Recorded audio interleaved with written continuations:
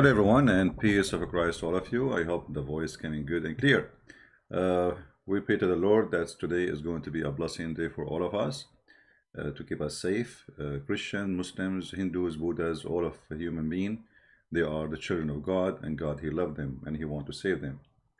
The problem is that a human being, he is very greedy. He don't want to be saved. Human being sometimes is the same as like someone, he is from the fire department, he come to your house, he knock at your home. He say, please leave the house, it's going to cut in fire. You say, no, I don't believe you. I'm not going to go. Don't worry about me, just go. And then the fire comes. Human being is very greedy, very arrogant, and he do a lot of bad things to himself. It's not God doing bad things to you, it's you.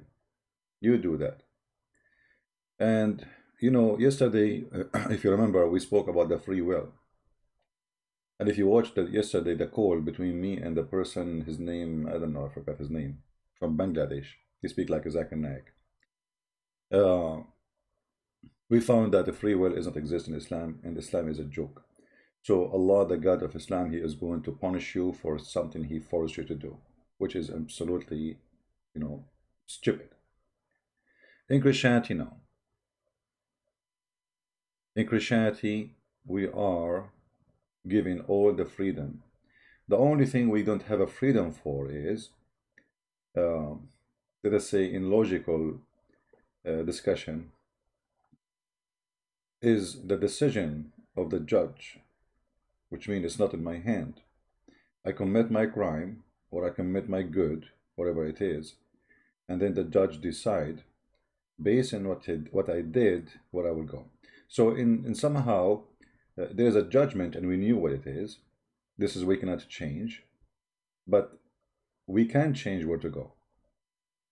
So free will is preserved and given to everybody. And today, with our free will, we give our free book to Indonesian people, translate it to them in their language. And before I start talking about it, I want to say thank you for the person, which I don't know. I have no idea who is he.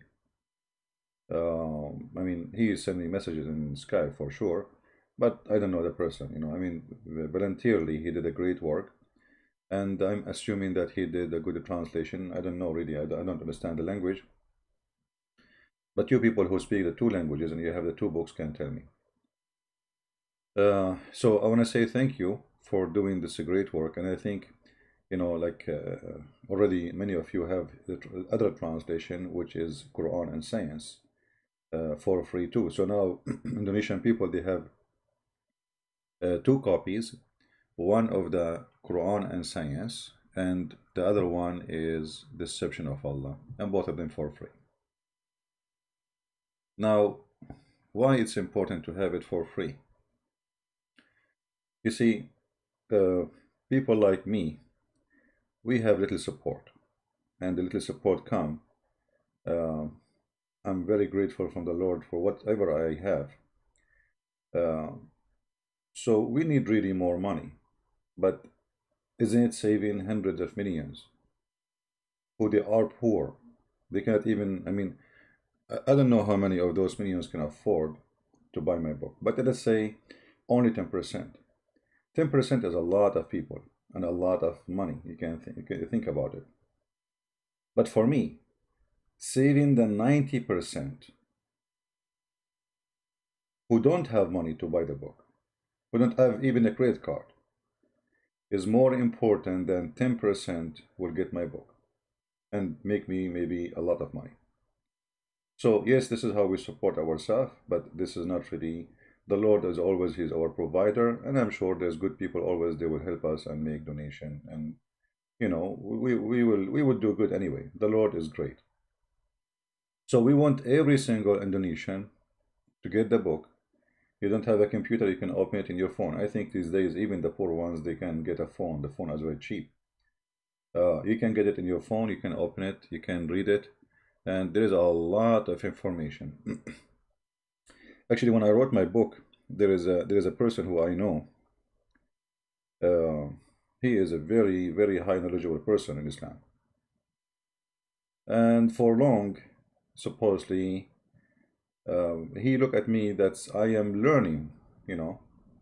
And then after I wrote my book, he was shocked. He said, I cannot believe how where you been and where you are now. This is amazing because the book contains a lot of information. It's impossible for somebody, even those who speak Arabic, to find them. And so imagine if what about the person who don't speak at all the language of Arabic? And for sure, the Arabic language is crucial in this case because Islam is as a religion is an Arab religion. Whatever they try to say to you, Islam is for everybody. It's a lie. You know, Islam is made by the Arab for the Arab. Even the Quran confirmed that. It says Allah, He sent the Quran for the city of Mecca and what is around it as Arabic book. And if you remember, just a few days ago, a person, his name is Yasser Qadri from, I think he's from Pakistan originally. He said that there is a big problem with something called huruf, which is supposedly Quran sent in many reading. And the Muslim, they say, oh, it's different in the letter here, letter there, doesn't make any difference. And for sure, this is a stupid answer to say. This is only come from someone is naive, or speaking to the naive and fooling the naive so he can relax them, like relax, you know, give you drugs. Let me give you drugs. You see, if the Quran reading is different by letter, then there is no need for Muhammad to say what he said. Look like Muslims do not even know. This is why Yasser Qadri, when he said what he said, every Muslim starts spitting at him, accusing him to be working for Christians, and they accuse him to be a Jew, and he worked for the Mossad. Yesterday he was a sheikh, today he is a shaky. Why? Because he shares some of the truth, not all of it. This guy is a big fat liar anyway. But if you see what Muhammad said, you will notice that the reading is not just letters. Just use little brain, the little brain God He gave you. Our brain is very little, you know. But being little doesn't mean that you have to be stupid. Muhammad, he keeps saying that my people cannot handle it to read the Quran in one reading, which means Islam cannot exist if we have only one recitation.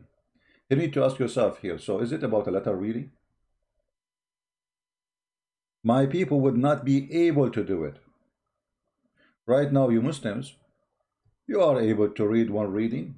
You have no problem. So is Muhammad lying? So either you have to accept that Muhammad here is lying, or you accept that Muhammad is saying the truth.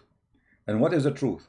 My people would not be able to do it. This is after what? This is after giving him the second Quran, third Quran, fourth Quran, fifth Quran, sixth Quran. So seventh Quran is what make people be able to be Muslims, not one. Who said that? Muhammad. So obviously this is not like a differentiation between here I say the letter meme, there I say the letter ain. This is not a letters. Obviously it's totally different Quran.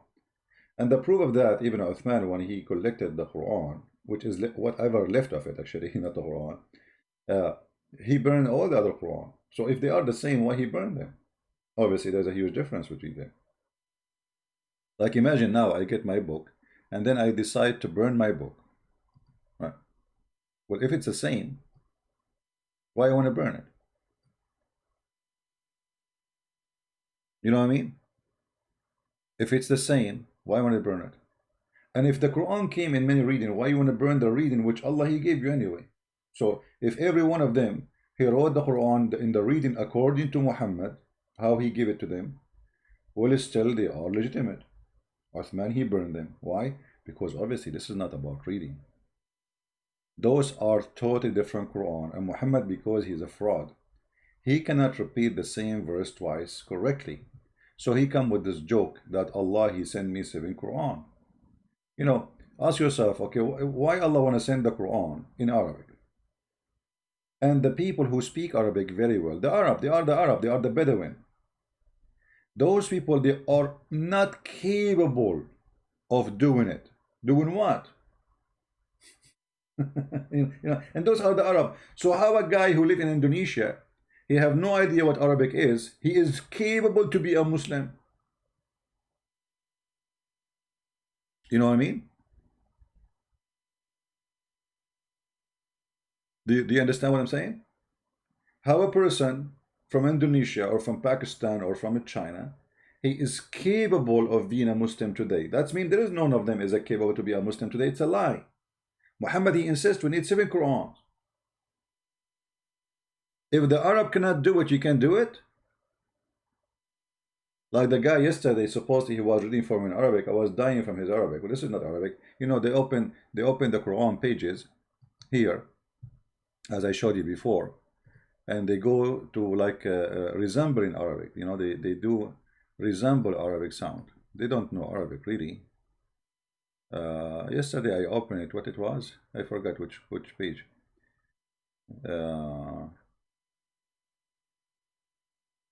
Yeah, anyway, it's here somewhere, like, you know, where they're making the sound of the Arab or reading Arabic, but it is not Arabic, you know. Let's see.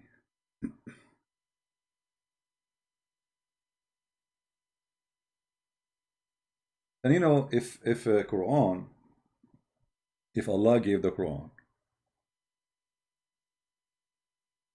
in 7 languages or 7 reading, all of them they are Arabic, and that will make the Arab understand it. So shouldn't Allah send 7 Quran for you in Indonesian language? How silly, how stupid. But this is what happened. Muhammad is a fraud, he's a fool. At the same time, he always finds something to cover his bum. So he said, as an excuse for the garbage he come with, none of our revelation, supposedly Allah gave him this, none of our revelation do we abrogate or cause to be forgotten. So Muhammad here, he says, okay, Allah, he caused me to forget Quran. What I will do? We have a solution, don't worry. Okay, what is the solution? But we are going to make something better or similar. Here you notice the stupidity of this phrase. Because Allah saying he will make Quran better than the Quran of Allah. And Allah will cause you to forget the Quran, so he will give you something similar. Look, it's like saying this. I will make you forget the following sentence. Muhammad is a fool. And then Allah, he gave you something similar. Fool is Muhammad. So what the difference between them?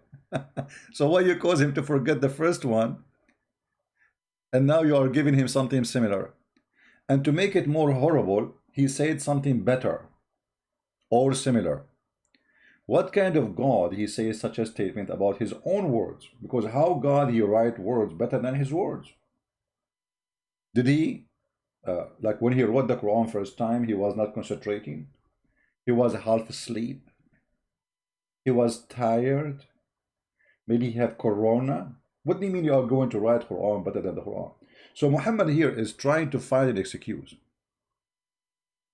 And the excuse simply that, okay, you know, I do poo-poo, okay, my poo-poo is all over, and don't worry, Allah will cover my poo-poo. And the Muslim, they say that the Quran is preserved. When Muhammad himself, he forgot the Quran. Muhammad himself, he forgot the Quran.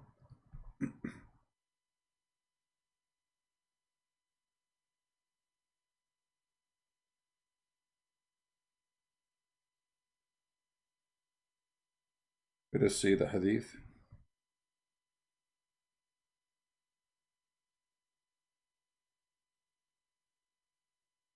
And here you find the madness.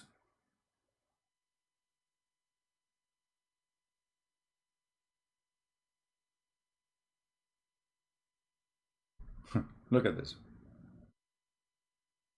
Look at this stupidity. I want you to serve this verse here. This hadith. The Prophet said, why does any one of the people say, I have forgotten such and such verse of the Quran? He, in fact, caused by Allah to forget it. Unbelievable. Did we lose connection? I hope not. Okay, my connection is up and down, so I hope it will be fine soon. Yeah. Guys, is my voice coming? So as you see here, Muhammad saying, if any of you forget the Quran, don't say I forgot the Quran. Allah caused you to forget the Quran. Now question, why Allah will cause a believer to forget the Quran? Is that a game? Isn't this stupid? It's like saying Jesus make me forget his command. I mean, so he gave me a command, and then he make me forget the command. What is that? Are we talking about a God? He is coming from a 6 years old school. So Allah is the one who caused the Muhammadan to forget the Quran.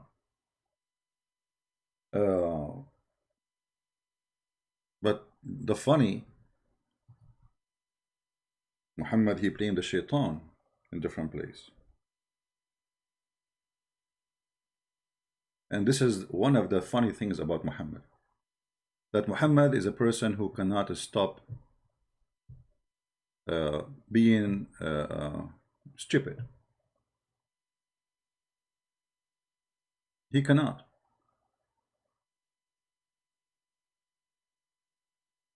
Is it the shaitan who make you forget, or it is Allah who make you forget? Here it says it's Allah. In different place, it is the shaitan. Let me show you some example.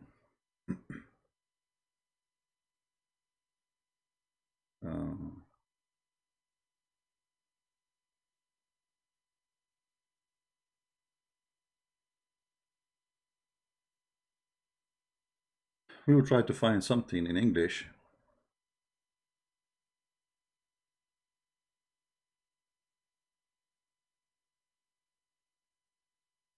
Actually, let us go to the Quran first, because they cannot say the Quran is not accepted. You know them. They look for any excuse. The Quran full of verses saying that the one who forgets things about Allah is shaitan. As an example, chapter 6, verse number 68. You know, the chapter 12, verse number 42. Chapter 18, verse number 63. Like here, the story about how Moses, he forgot his wheel next to the rock. Who caused him to forget the wheel? Shaitan, brother, shaitan.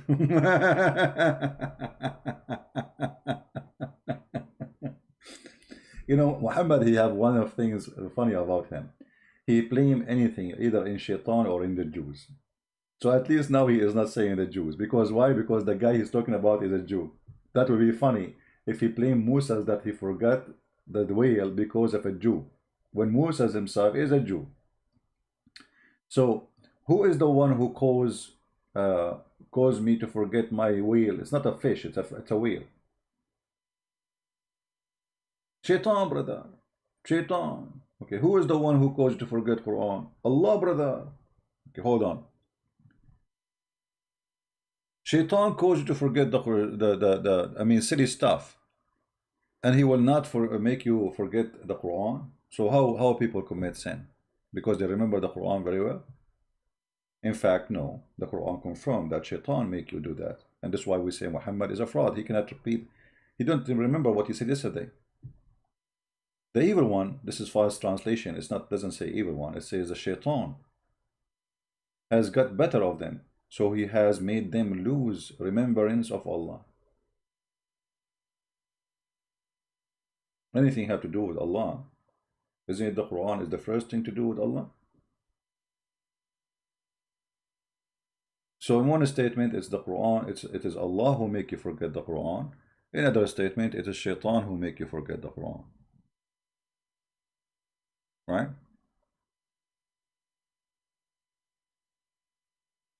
But you know, for us, actually, as a Christians, we are lucky that Muhammad is a fool. Because the easiest way, I mean, to fight foolishness, I mean, it's easier to fight foolishness from fighting someone genius, right? Like evil and genius. Muhammad is a fool. And the problem is, many people do not understand that Muslims who you speak to do today, they are selling out Islam. They are not telling you what Islam is, which means the problem is that Islam is not based on honesty. Every Muslim, he can give you his own opinion just to deceive you, and his opinion is not a true opinion. It's an opinion to present to you, which means it's a sell out. It's a presentation of a car have no engine, but he says to you it's running fine, just don't turn the engine, okay? First you buy the car and then you can try it, and then after you join Islam they say to you, oh, now you cannot leave, we will kill you if you leave. There's a sheikh in the TV, actually it's in memory TV, the program, the video, where the guy, he said, he's proud about a Muslim. He said he have a Jewish friend, not friend, I mean neighbor. He keeps saying to him, why don't convert to Islam? Why don't convert to Islam? And I'm sure this story is fabrication, by the way, because nobody fabricates stories as Muslims. Unbelievable. They are good in that. And I'm talking about Muslims who speak about religion. So he said, he keeps saying to his neighbor, convert to Islam, convert to Islam. The Jew, because as usual, they want to make the Jews are bad. You know, the Jew, he said, well, I do smoke and I do drink. So supposedly they are Jews, they are bad, my friend. They smoke and drink. The Muslims don't smoke and drink. The Muslims only, they sell drugs and cocaine and heroin only. Taliban, Pakistan, Hezbollah, you know. We don't do smoking, brother. We don't smoke, no, we smoke hashish. We don't smoke no more cigarette. Haram, haram, haram. So he said to him, I smoke and I drink. The Muslim guy, he said to him, who said to you, you cannot smoke and drink? The guy, the Jewish guy, he said to him, really? I can? He said, yeah, sure, you can. Say Shahada, man. Say Shahada. So the guy, he said Shahada. He converted to Islam. After he converted to Islam, the Muslim guy, he said to him, according to the TV station, Sheikh, he said, okay, now, listen. Now you said Shahada, you cannot drink and you cannot smoke no more. The guy, he said to him, you told me you can drink and smoke. Who told you you cannot? He said to him, yes, I told you that before you convert to Islam.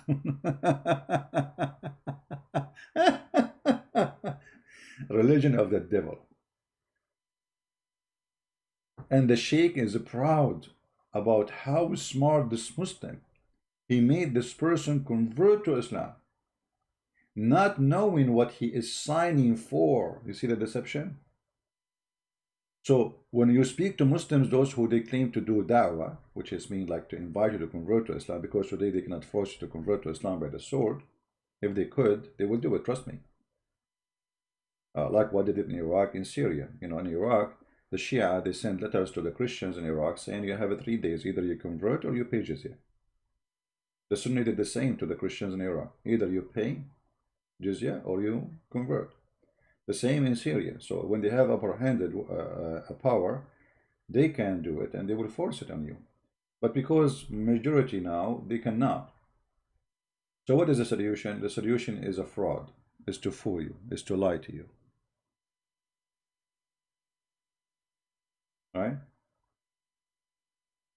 So we have to be smart, we have to be careful, and you know, this is why you see when I speak to a Muslim, he don't answer.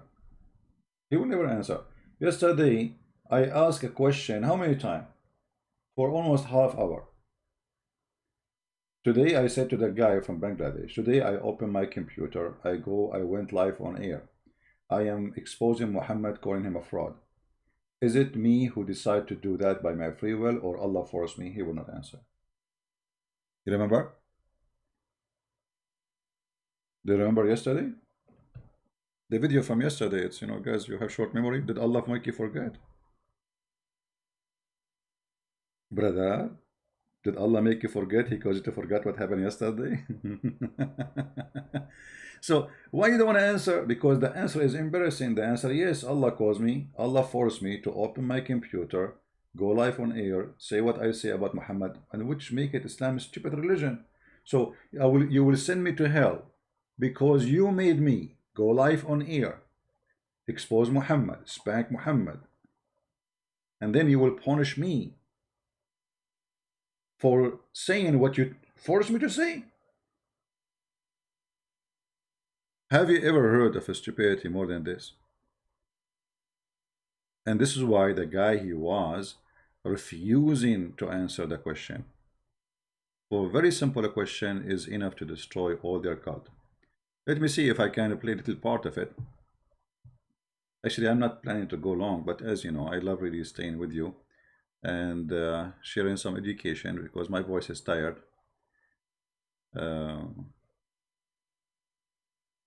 Yesterday I ate lemon. You know, I love lemon. You believe it? I ate lemon like I'm eating orange. But lemon hurt my throat. But I love it. What I can do? Subhanallah.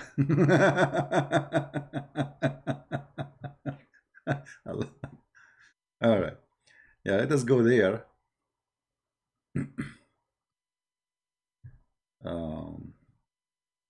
I will open the link for the yesterday just to show you how the game. It's a game. It's not really. There's no dignity. There's no honesty. There's nobody who want to say the truth to you. They are not people who fighting for truth. They have nothing to do with the truth. All what they care for is winning point by lying. Let us see. Where is the guy he came? I have the link in front of me, the video. I'm trying to find out where he called me. Maybe at the end. Here.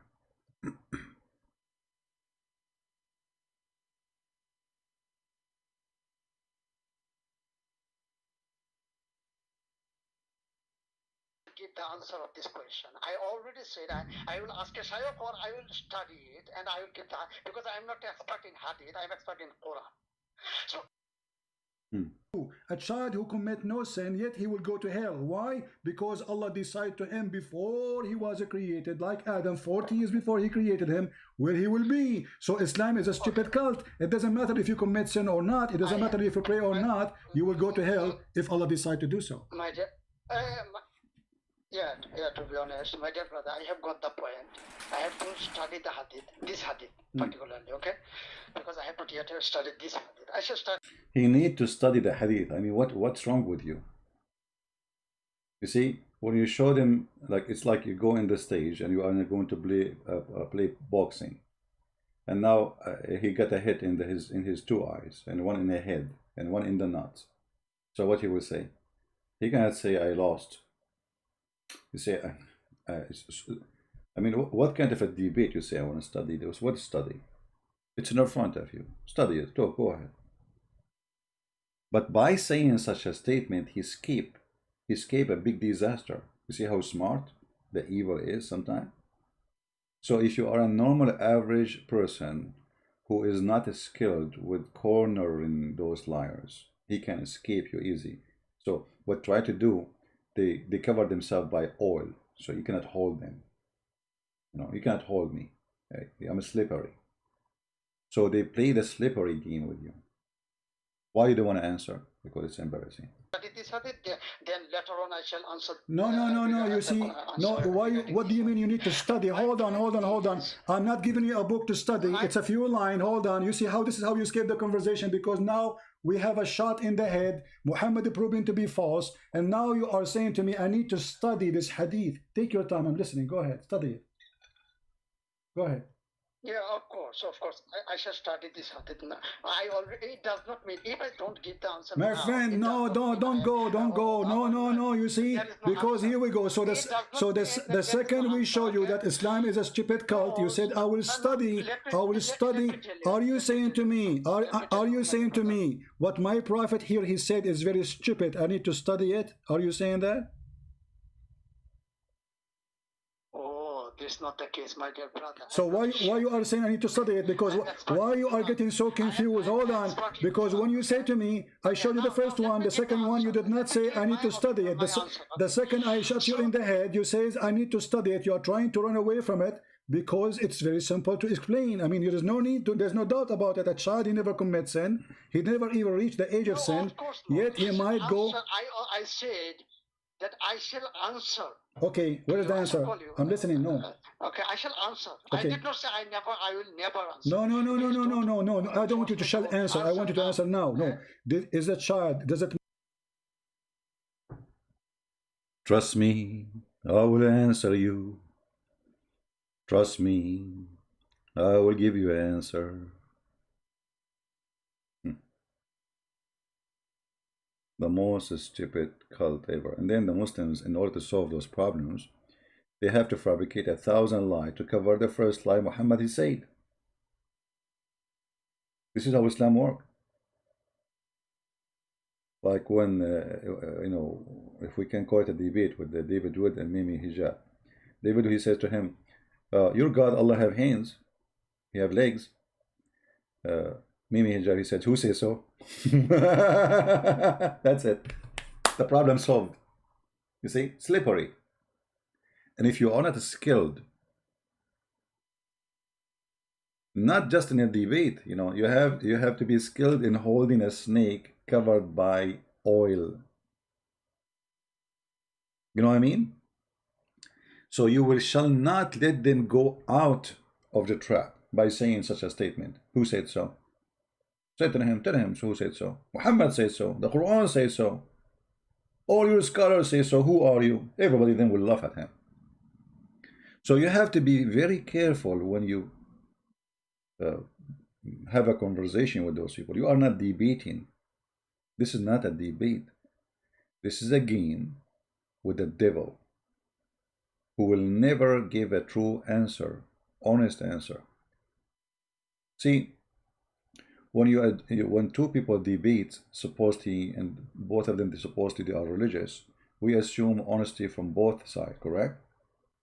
Like if I'm going to debate a Hindu priest, and I assume that Hindus, they have a value that to lie. I'm assuming that, especially as you as a priest or a Buddha. But you cannot assume that with a Muslim sheikh. I'm not saying like this Mimi is not a sheikh. This guy is a potato tomato making money from the YouTube. None of them, as those people, are people of knowledge. You know, they have the kid Mimi. He says to me, "Did you say this to the Muslim women?" What I said, suckle me. I was quoting your prophet, and it was your Muslim women who was saying Jesus, he have sexual relationship with his mother. Filthy coward. Video editors. This is the standard, and not only that, even their own Muslim sheikhs, they play with their audio and their video. So they cut the video of Yasser Qadri. The guy, he was the master of Mimi Hijab for all those years. He go with him like a puppy. He go in the car, start asking questions. Should we Muslims do this? Should we Muslims do that? So if the guy is not your master, why you are asking what we should do? But the second the guy starts saying something truthful, which I believe it was a mistake. What I mean by a mistake, I mean he made a mistake by being truthful for 2 minutes. This is not right, brother. You know, how dare you to be truthful for 2 minutes? 2 minutes will cost you a lot. All right, guys, don't thank me for the book. Thank the Lord that the Lord, he provide to us always the truth, and he used us for the good we can do. Each one of you, like somebody saying thank you for the book, each one of you, he can do something where he is. Maybe you don't have too much knowledge of Islam, but now you have a book. You have a lot of answers. You can refute their scientific miracles. You have anything to defeat anything about Islam so easy. And actually, the reason I believe that Muslims don't want to get close to me, especially those who claim to have knowledge, is my books and my videos. The second they see who is the one they are going to deal with, the same second they decide to run away. If my name is George, I have blue eyes, I'm born in England, and I know nothing about Arabic, trust me, all of them, they will line up to debate me. As simple as that.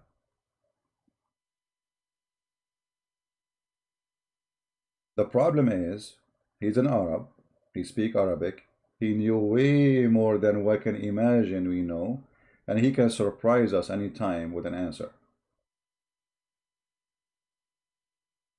So what we can do? The only option to claim victory is to avoid him. How we can avoid him? We call him liar. We make videos supposedly refuting him, but those videos are funny and jokers. Because if you are a man, call me and prove me wrong. Right? Do you think really if those people, they have the ability to prove me wrong, they will hesitate for a second to call me? Just think about it. How come I open my Skype and I say, okay, who wanna call me? Anyone. You can. And even I offer them that I will never hang up on you. I will treat you nicely, especially those names who claim to be knowledgeable. They will still not do it. And not only that, I will call you on your Skype and your show. You go live. The same as I did with Mimi Hijab. I'm the one who called him. He did not let me speak. He hung up on me 6 times in less than 6 seconds.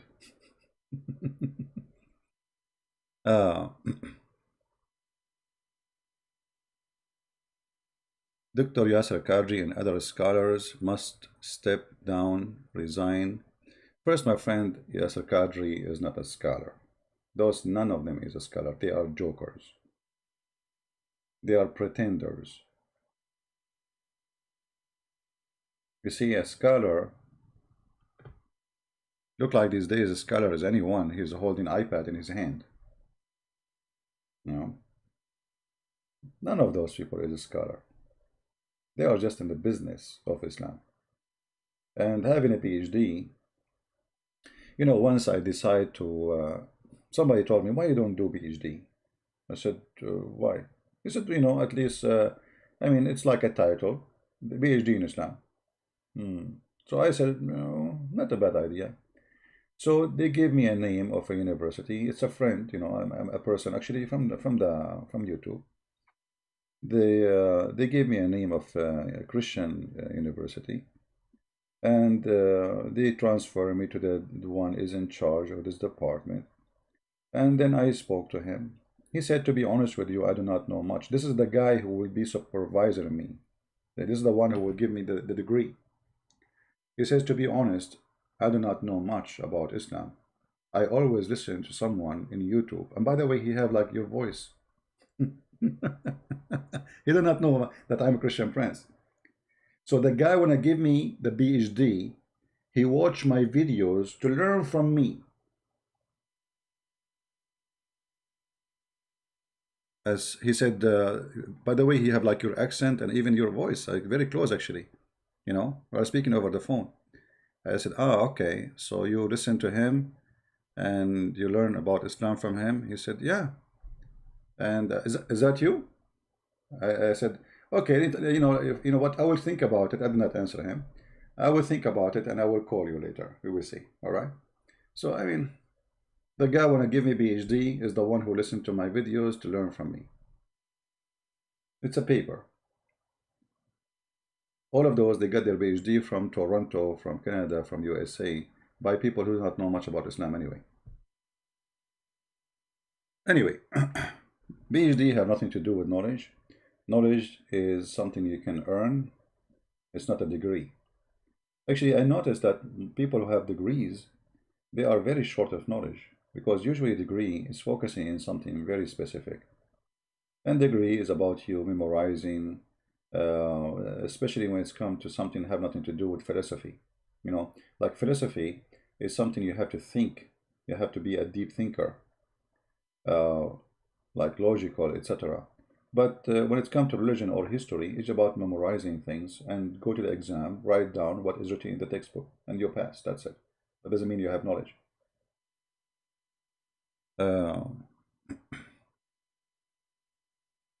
No, I did not do taqiyya. I did not lie to him.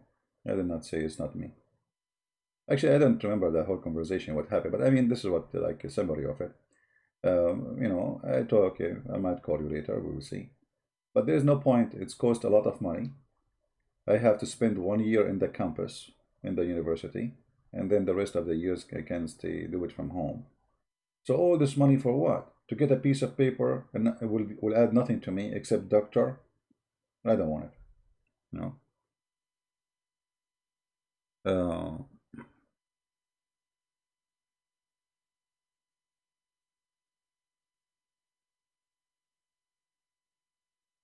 They need a Pensila certificate. I don't know what is that.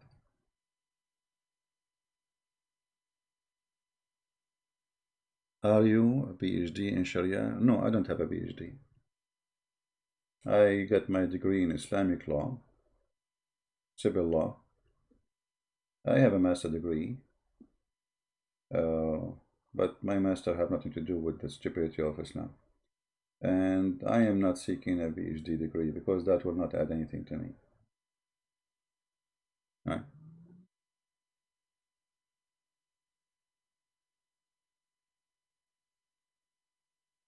His channel got banned? Yeah, well, you have to deal with it.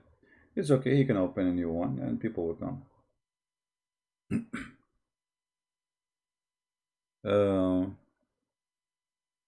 Anyway, never think that's a degree is what give you. Degree is just to give you a job, maybe. You know, degrees, they give you a job. It's like, okay, you want to apply for a job, what is your education? But this is education about the job, not education about education.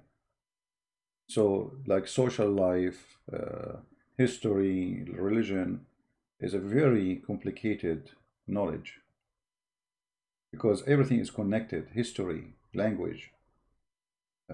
Like, you know, if you want to study the Bible right now, we do sometime we speak about the Bible, right? But the Bible is can be very complicated to study if you want to go and let us say you want to be a scholar. There's a lot of amazing things about the Bible. The coding, there's a code in the Bible. There's language, there's keys. There's amazing stuff. But for us, you know, let us say we are just believers, let us say, and we are not a specialist.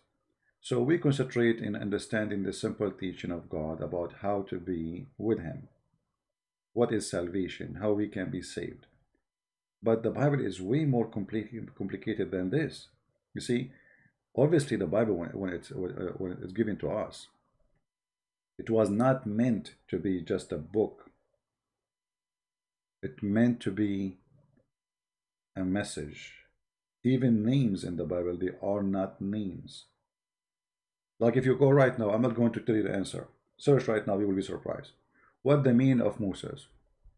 You will be surprised. It's about what happened to Moses. What the meaning of the name Abraham? You will be surprised. The name of Abraham is about what happened to Abraham. How that can be? You know what I mean? I mean, how I can be named and my name fit perfectly with my story. You know what I mean? So there's a high authority involved in giving this book. So when we say Abraham, and the Muslim, they stole the name Abraham, but they don't know what Abraham means. Sometimes they call him Ibrahim. You know, the Quran sometimes have many reading for Ibrahim and you know, like Abraham or Ibrahim. It's the one who crossed to the other side, you know, Abraham, the one who crossed the river, the other side. So how the name was given to Abraham and why the name fit with his story, obviously, high authority, God is involved in this. Same when we see, when a Muslim, he says to us the name of the Messiah. His name is Al-Masih in Arabic. Okay. What Al-Masih mean? You will not believe it. The answers Muslims they give you. Every one of them, he start guessing because they don't know what this means. What Al-Masih mean? To the point, one of the opinion, they say that the Messiah, his name is Al-Masih because he have a flat feet. You know what I mean? It's amazing, stupid garbage. The flat feet. The Quran says, as an example, the word Israel. You ask the Muslims, what Israel mean? They don't know. Okay, what Adam mean? They don't know. What Eve mean? They don't know. But if you search, you will be amazed. All those are not names. None of those are names, actually. None of those are names.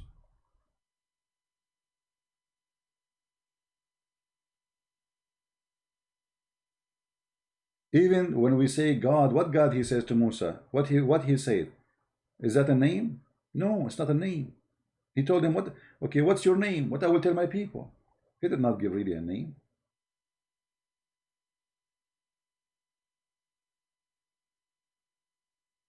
So when we go in the Quran and we read the Quran, we will find a lot of stupidity. The Muslims, they try to make stupidity look smart. So they say they have a science. If you go right now and search in Google, Prophet Google, peace upon him, you will find tons of videos made by Muhammadan about science in the Quran. But not even one of them is true. And you know what? Even though I'm not planning to stay for long, if there's any Muslim want to call me and show me something scientific in the Quran discovered to be true, it's not a fraud. If there's any Muslim in the chat willing to call me, just to show you how powerful the fraud, how easy to expose it. Any Muslim? I did not open my Skype yet.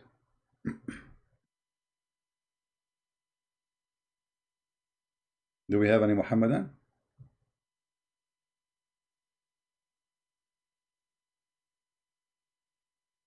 Any Muhammadan? Look at this. I just opened search a page in a search in Google. I found this.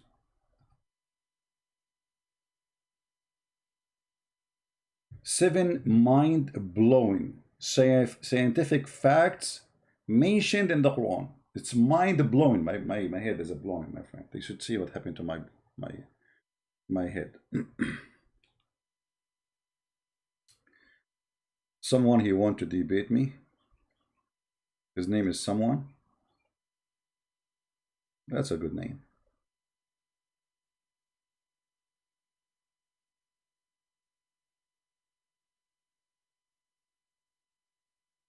Okay, let us log in Skype. Even though I'm not planning really to stay long, I have many things to do. But we give it a chance.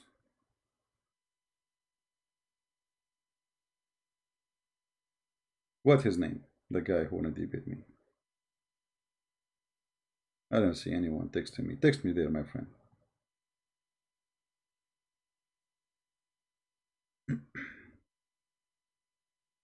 So 7 mind-blowing in the Quran.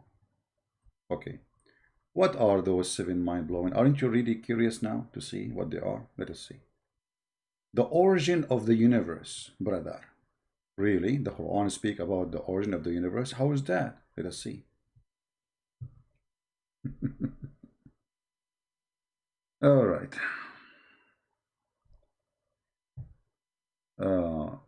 We are familiar with the biblical account of a creation. God created the world in 6 days and rested in the 7th.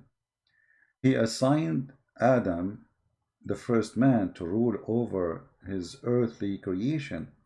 While most of the account, this is accepted within Islam, the Quran one step farther and detail the creation of universe itself. Let us see. Then he turned to the heaven when it was smoke and said into it and to the earth, come both you willingly or not willingly. Here you notice yourself, why they cut that? I mean, why you don't show us that what happened? Why you quote the verse right away? What about read the before it and after it? Because we need to understand what happened. The reason they will not do that, because that will show you that Allah is stupid. Let us go. Actually, the verse alone by itself here is this disaster. According to this verse, the earth was created before the heaven. The heaven was still a smoke. Even the verse here says that translation. Do you see it? So the stupid who is making a mind-blowing discovery, he is so stupid to the point he did not notice that the Quran is saying that the earth is created first. There's no space. The heaven was a smoke. Now, if we go to chapter 41, verse number 11, let us laugh together. Just to show you how easy, I mean, it's a joke. You know, we are just having fun. This is a chapter 41.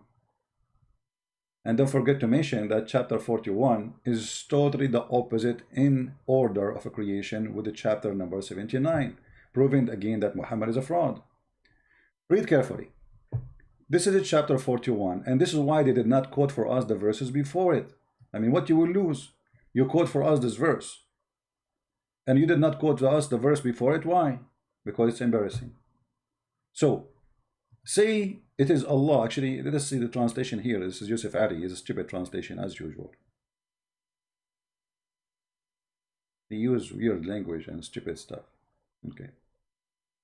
Say Muhammad, SAW. SAW is like short wave, you know, because Muhammad, his wave can go anywhere. It's a microwave. Do you verily disbelieve in him who created the earth in 2 days? The earth created in 2 days. Are you sure? Okay.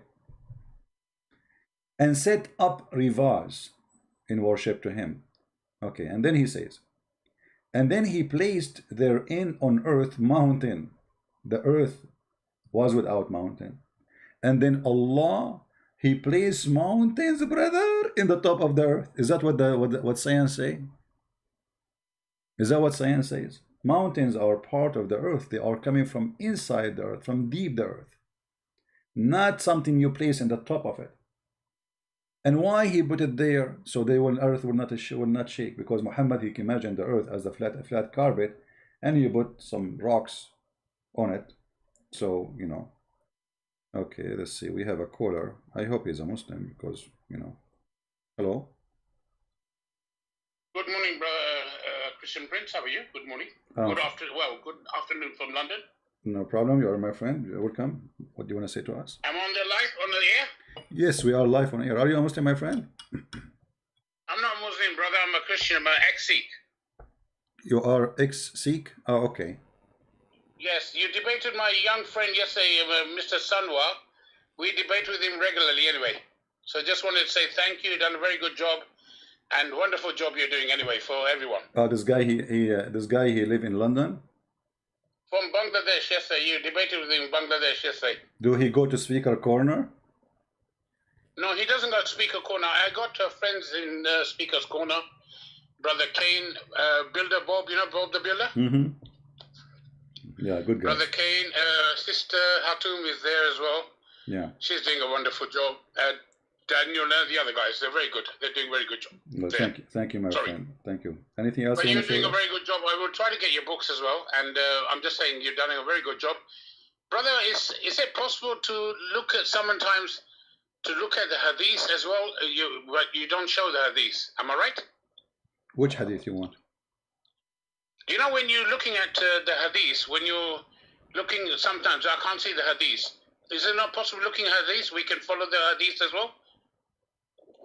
I mean, always I show the hadith. I'm not sure what you mean. I always show them in the screen.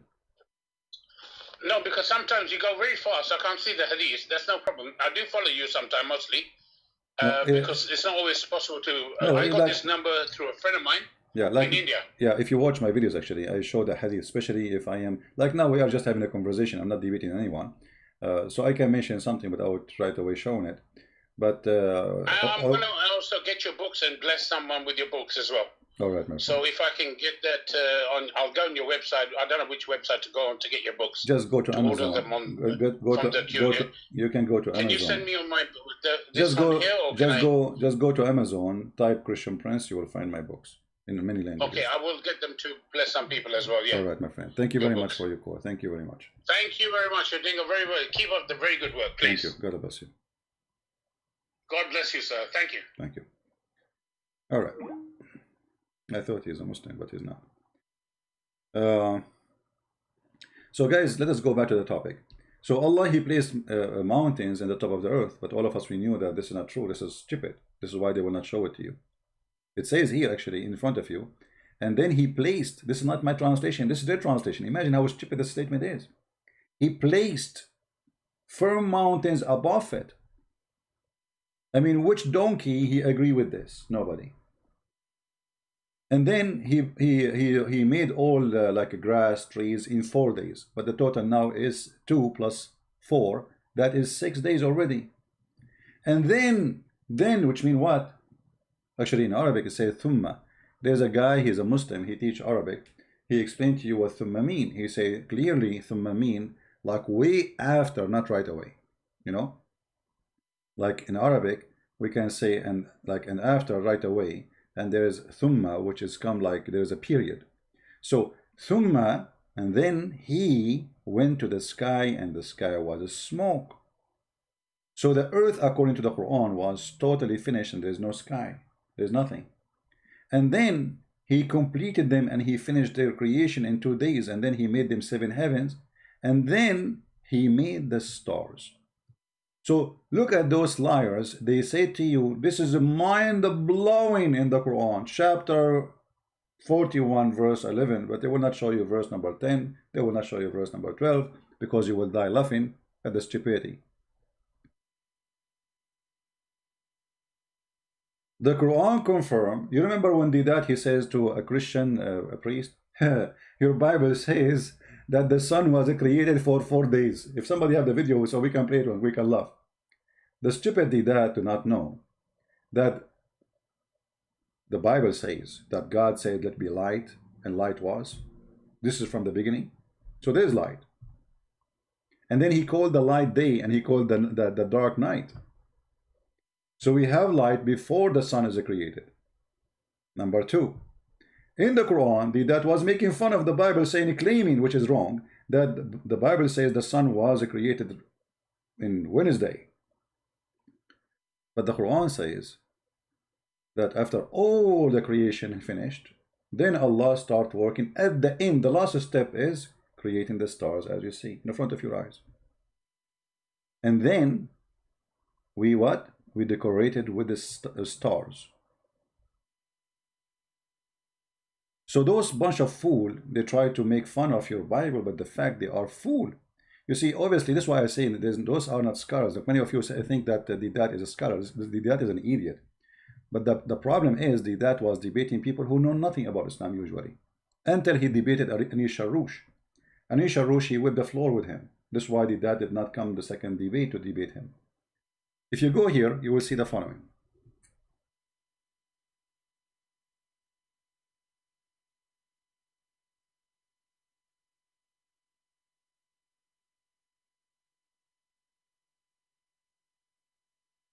So when the dad in the stage was saying, so the sun was created Wednesday, you know, imagine if I was in the stage and I say, you idiot, you just made fun of your prophet. You are a certified donkey.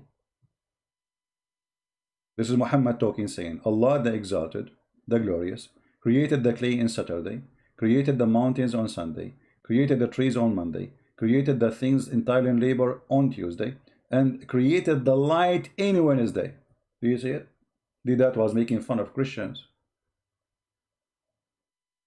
So what was the problem here? The problem that we Christians, we did not educate ourselves before we debate a religion. I mean, how you want to debate a religion? You don't know anything about it. You know what I mean? That is showing you some arrogance of some Christians who don't want to go and debate without knowing what they are debating. Hello? Yes, my friend, go ahead.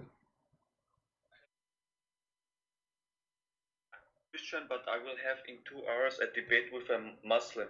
Yeah. And he's a friend of mine, and I bought your books, Deception of Allah, Volume 1, and I have read it, and at the page 51, there is the story about Muhammad ordered Abu Bakr, Umar, and Ali to kill the young believer in the mosque. And I think the number of the hadith is wrong, because at the page 51 there is no, it's not. It's not wrong, because people are, they are. This is what we are talking about. People do not know what they are talking about, and yet they think they are talking about something. You see, when I say, what is the reference they're saying? Sahih al-Bukhari. Yeah, but this is quoted. But this is quoted from different book, quoting Sahih al-Bukhari. So that you will see the numbers have nothing to do with Sahih al-Bukhari itself. So if you are knowledgeable, you will know. Actually, I made videos about it. Search them in the internet, and you will find all the reference about those. All right? Yeah. Okay. So first of all, the story exists. The story is true. And when we quote from, when we say, like as an example, a sheikh, he is saying, there's books written about Sahih al-Bukhari. Do you understand? So, and they are talking about a story mentioned in Sahih al-Bukhari. So the hadith reported there, you know, maybe like when we did the translation, we should add more information and details. However, I did add those information in my videos explaining those hadith, and they are true and they are there, and no Muslim can deny them. Okay. What should I type in to find Kirin on innocent, Muhammad Kirin on innocent. I will try to search it for you. Just give me a second. Let me see if I can find myself. Thank you. Actually, I made a video for Amir because the Muslims, they were arguing with him about this too. So you can see the videos of Amir. You know Amir? Yeah. Okay. You know. But somebody just told me Amir page is banned. I don't know.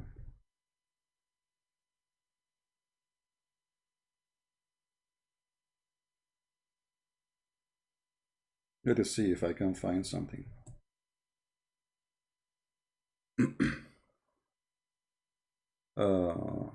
Here we go. You see, I just searched for in YouTube. You can do the same, my friend. Muhammad, okay. Muhammad ordering. Search for the. So you can see it in the screen. Muhammad order the killing of innocent of a good Muslim Christian prince. You see, this is not my channel. Those are people who download my videos. All right. Okay. Yeah. So you can go and watch this video and, you know, see the reference. All right. Okay. Now I see it. Here different. Here there's different title, but I think it's the same. Yeah, but maybe here this is a long one. This one is a short one. Is easier. Search for it, you will find it. You know. So just to not to repeat the same thing over. You know. The Muslims always they try to argue. Like the same happened. We have a guy. His name is Fifi. Guys, you remember Fifi? Fifi, yes. the sister of Mimi. Yes.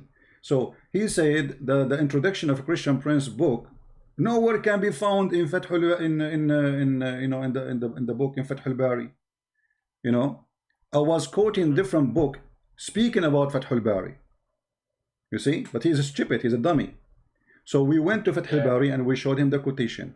So when a Muslim scholar he quote something, a story mentioned, and he mentioned that Sahih al-Bukhari, he have examples of that. This is not my quotation. This is the Muslim quotation. I'm just presenting to you what Muslims they believe. You know. So in order to avoid, they say, oh, we cannot find in Sahih Bukhari because they are arrogant and stupid. They do not know what they are talking about. This is not even there. It's not Sahih al-Bukhari. I'm quoting. It's a book speaking about Sahih al-Bukhari. You know, like here, if we go, let's see here, if we go in this video, give me a second.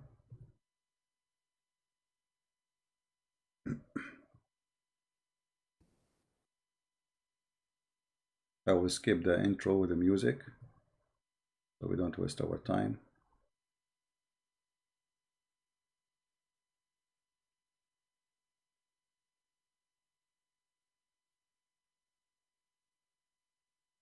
All right, here we go. This is advise you to go and listen from there. I will play a little bit of it because here I cannot share my my audio with you. You hang up and you can search. You can watch the video and you will see what this video is saying. All right. All right. All right. Take care, my friend. Thank you. Thank you. Thank you very much. God bless you. You're welcome. Prove that this hadith to be accurate. Please feel free after I show you the reference to call me on Skype. I show you from Al-Albani or show me where the on Imam said that the Prophet killed a Muslim, a good man, as Sahih. Okay. So here we are saying that the Muslims, okay, call us and we will show you. Here we go. and I accept, I challenge you. First of all, we go to Fathul Bari.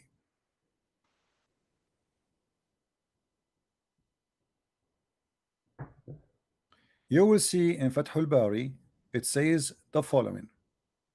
And this is about the story we mentioned about your prophet killing a man. He was doing nothing except he was praying and worshiping Allah. See, this is the book of Fathul Bari of the explanation of Sahih al-Bukhari. The dummies, they think I'm talking about the numbers is coming from al-Bukhari, when the fact this is Fathul Bari explanation of al-Bukhari. And here you see the numbers, you see the hadith number, and it's true story. It says وذلك ما فيما أخرجه أحمد بمسند جيد عن أبي سعيد. It says here, this is what came from the book of Ahmad with authentic or good musnad, which means like a proof of it. This is have a good sanad. It have a good sanad, which means good backbone. All right, the story here have a good sanad. And then we see the rest of the story in the front of us.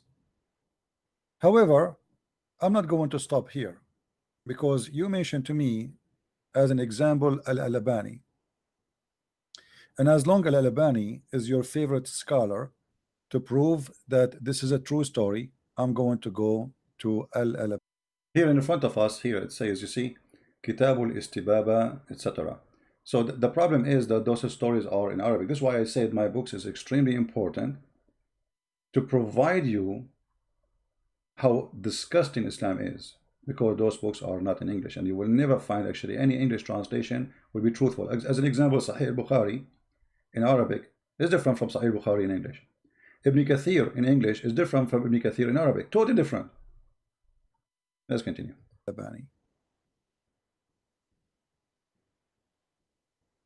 Bingo. This is Al-Albani.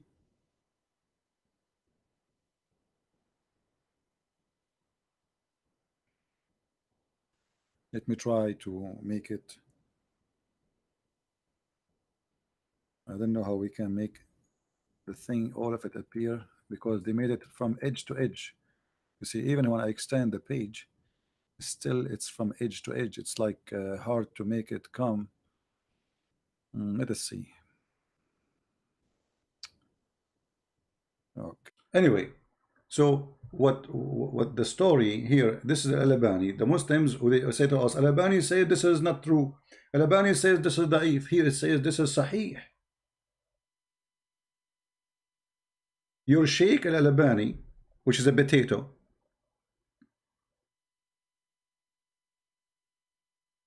and this guy, by the way, he did, you know, like he did not die a long time ago. I mean, this is not but Muslim, he's a big shot for the Muslims, no problem. He says this is sahih. It's in front of your eyes. So the Muslim, they could not handle the truth that this is true. This is what it is.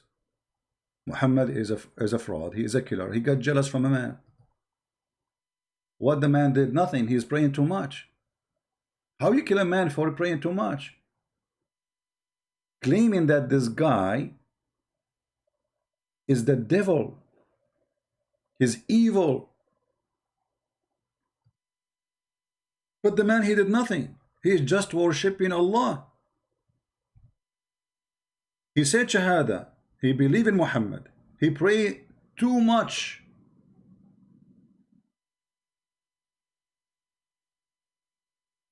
And what happened? Muhammad came to his companion and he found him speaking about this man, how amazing he is. Obviously, Muhammad is evil. He found that this person causing a threat. People, they like him. Uh-oh, tomorrow he might claim to be a prophet like me. So what I will do? Let me kill him.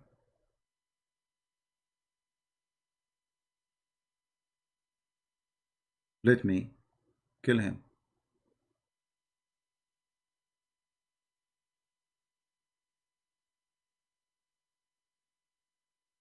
So when the Muslim, they say those hadith are not accepted, and here the funny, the Muslim, he says to me, he made a challenge, if you show me that this is sahih, I will leave Islam.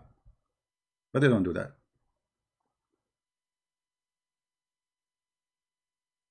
Somebody told them you cannot find this is not sahih. Even some of them, they say it's not true, it's not exist. It's not there. And then how embarrassing. How embarrassing.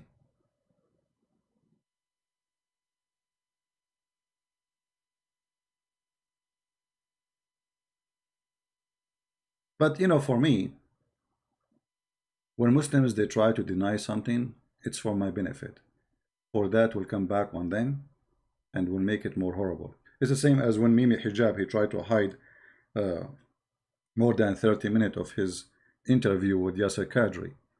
If he did not do that, nobody will notice what happened, because we don't watch their videos really. I mean, the two idiots speaking to each other, who care?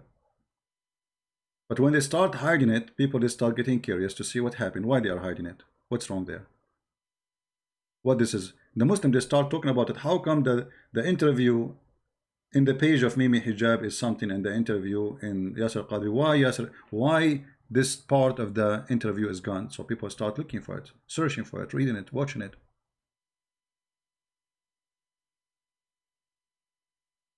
So when a Muslim, they try to deny it, they get themselves in trouble, not us. And here we go. You said if it's sahih. You see, in the beginning of the video, the guy, he posted saying, if this is sahih, I will leave Islam, brother. I challenge you, brother. It says here in front of you, As-Silsila Sahiha, Al-Albani. Al-Kitab, even the name of the book, the Sahih of Hadith. As-Silsila Sahiha. Who is the author? Muhammad Nasiruddin Al-Albani. What volume? Volume number 7. Page number, I think this is 657.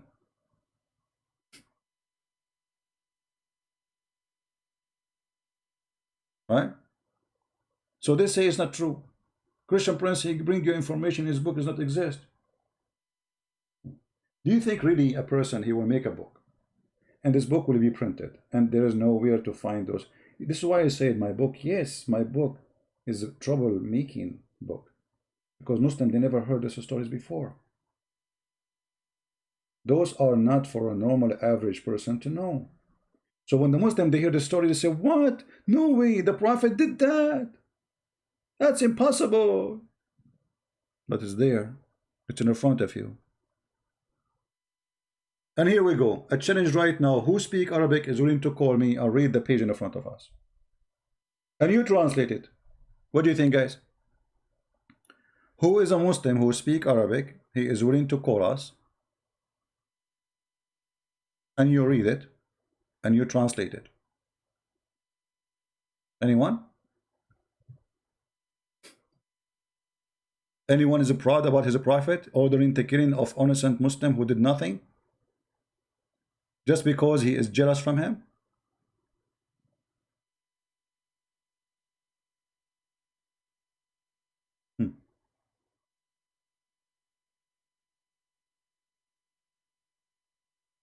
And even, guys, the story is saying that one after one from the companion of the faithful Muhammad, they go inside the mosque to kill the guy. The guy don't stop praying. Ali, he went to kill him. He found him praying. Umar want to kill him. He found him praying. Abu Bakr want to kill him. He found him praying. The guy is praying. And this is why Muhammad want to kill him, because this guy is too much.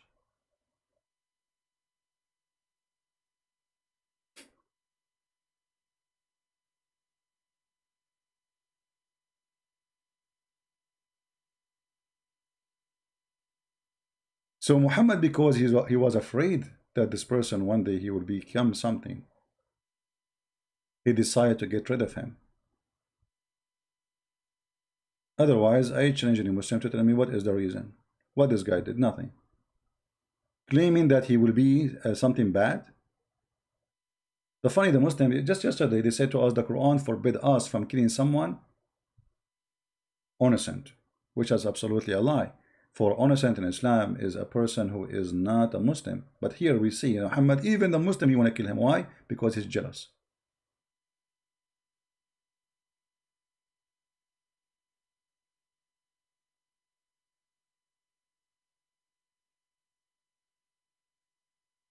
That's all. Anyway, thank you for your question. And here again, this is the name of the video. You can watch it, and you know, let the Muslim read it for you. And actually, there's more Name of the title. more reference. To wish that you killed this man. Okay.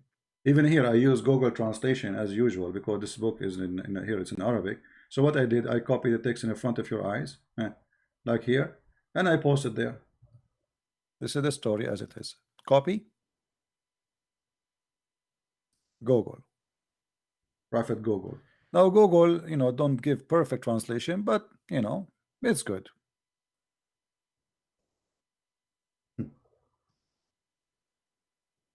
Anyway, this is the name of the title. Sahih. The title is Sahih. Even the top it says Sahih, right? You see the translation of the Google, it says Sahih, which means right, correct, authentic.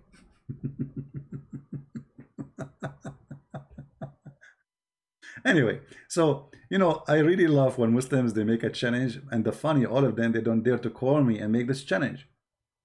You see, did you ask yourself why the Muslims? I mean, okay, they find something supposedly it's not right. Christian Prince he said in this book. Why you don't call me and get me busted? You know what I mean? I mean, this should be a golden opportunity for you to do. Why you are hesitating? Why you are waiting? Here we go. My Skype is open. Anyone can call me.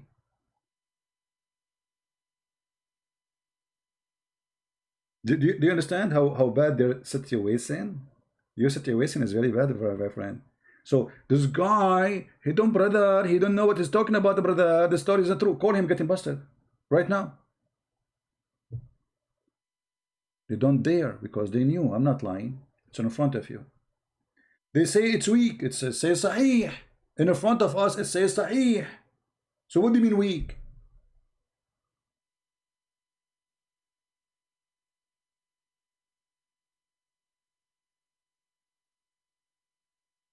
Look, even here in front, it says وَهَذَا إِسْنَادٌ صَحِيحٌ عَلَى شَرْطِ Muslim. And this is an authentic Sahih in the condition of Muslim, which means according to Muslims. وَقَالَ الْهَيْثَمِي, chapter 6, verse number 225. وَرَوَاهُ أَحْمَدْ وَالطَّبَرَانِي. It's mentioned by Imam Ahmad and Tabarani. وَرِجَالُ أَحْمَدْ رِجَالُ الصَّحِيحِ. And the men of Ahmad, they are Sahih, authentic. Anyway, look like we have no Muslims to call, so I'm going to log on of Skype, you know.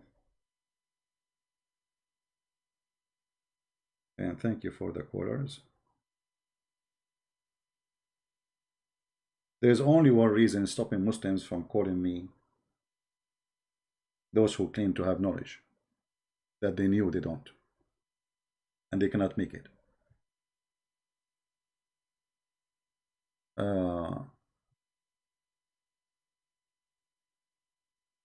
First of all, you are not proving anything. You see, here we go. Just to show you the stupidity of those who have a specialty in Islam, yet he don't have high school.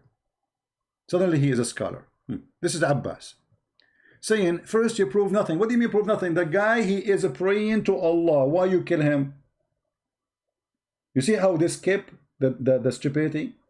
You just said you prove nothing. I just showed you your prophet killing an innocent Muslim, not the enemy.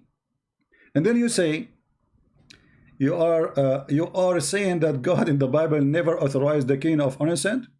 You see the stupidity here is amazing in the Quran and in Muslims when they speak about the Bible. As an example, chapter 5 verse number 21, it's Allah who ordered Moses and his army to go and slaughter the Jews, to slaughter the Palestinians. So why they are being ordered to be slaughtered? According to Islam, they are not innocent, for they don't worship God. And here you see the double standard. The Jews, they have war with their neighbors. Their neighbors, they enslave them, they kill them, they rape them, they steal their money, they steal their property, they invade their synagogue, they destroy their synagogue. And then when the Jews, they attack and they kill their children. They kill their children. And they enslave their children. Actually, the only nation we knew in history, the whole nation taken into slavery, is the Jews. once by the Egyptian and once by the Assyrian. So when the Jews, they do the same to their enemies, for Abbas, this is current of innocent people. But in the Quran, Allah is ordering Musa to attack people who never attack the Jews. Never have a problem with the Jews. Allah, He assigned the land to the Jews. And He said to them, O my people, enter the Holy Land which Allah assigned into you. They said to him, there is people who they are mighty people. Those are the Palestinians, supposedly, according to Muslims.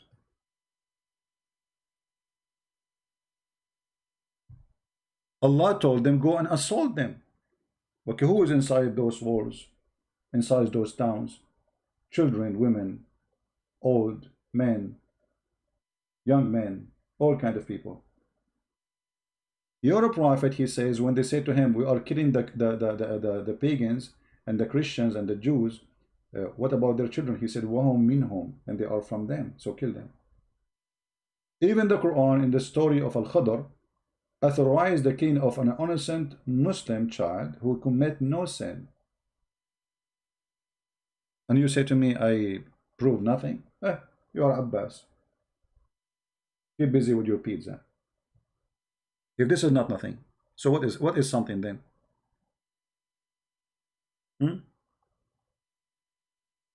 This is Allah. And not only that, when the Jews refused to slaughter the Palestinians, Allah, He made the Jews lost their way for 40 years. 40 years in the desert. Why? Because they did not slaughter the Palestinians. Read it carefully. Allah said, therefore, the land will be out of their reach for 40 years. Why? Read the verses before it. For they refused to go and assault the Palestinian. Only 2 Jews, they want to do jihad with Moses. Let me tell you the name of the 2 Jews. The first one, his name is Jack Shalom Az-Zarqawi. And the second one, his name is Jack Shalom Osama bin Laden. Those are the 2 only companions of Moshe who want to do jihad according to the Quran. From all the Jews, only 2 they want to do jihad. Only 2. I mean, don't you think this is too much a stupid story?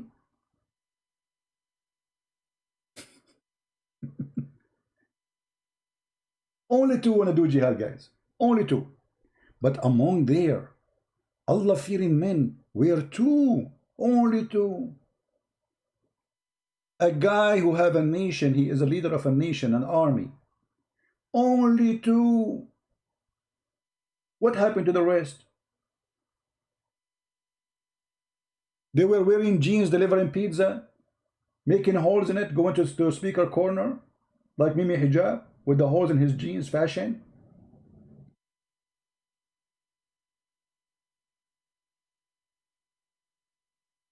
So as you see, stupidity is amazing. They think they speak smart, but the second they speak, they make poo-poo. And we take their poo-poo, and by the way, it's very useful. We use it as a fertilizer for the Quran. And that's why they don't dare really to prove me wrong. Prove me wrong, here we go. Right? And the funny here, by the way, the Muslims, they say, the Jews, they took the land of the Palestinian. That's not fair. Well, Allah has ordered them to take it. Go ahead and read it. Is that your Quran? Once I was doing a seminar, you know, and a guy, he stood up, he's a Muslim. He said, so what do you think about the Jews taking the land of the Palestinian? Is that fair? I said, sound like you are a Muslim, are you? He said, yeah, I'm a Muslim. I'm proud to be Muslim. He's very upset because people, they were dying laughing at what I was saying about Muhammad. I said, okay, as long as you are a Muslim, can you open your Quran, chapter 5, verse number 21? He said, what? What verse in the Bible? I said, what Bible? I said, Quran, chapter 5, verse number 21. He said, okay, hold on. So he grabbed his phone and he started looking and he said, okay, well, what about it? He said, I should read it. He started reading. He said, okay, so it says there that Allah, He ordered Moses to attack the Palestinian, and this is the land of the Jews. Allah assigned it to them. He said, this is not the Jews. Those are not Jews. It says Musa. Do you see it says Musa? This is not, he said, this is not about Musas. This is not about Musas. Where it says Musas? He said, read. He said, it says nowhere it says Musas. I said, read the verse after it, read the verse before it. Potato. Remember, Musa said to his people, O my people, call in remembrance and the favor of Allah into you when He produced prophets among you and made you kings.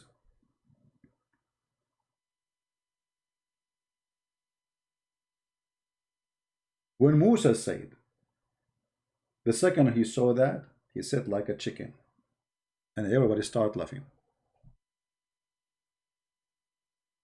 So the Quran confirmed that the land of the Jews is the land of the Jews. And by the way, until the 7th century, not a single Arab he belonged to this land. The Muslims, they came, and not a single person in that land speak Arabic. Not in Israel, not in Syria, not in Iraq, not in Egypt, not in Morocco, not in Algeria, not in Libya. Nowhere. The invasion of the Arab, they took over. Islam is about making you an Arab potato, which means you are their potato.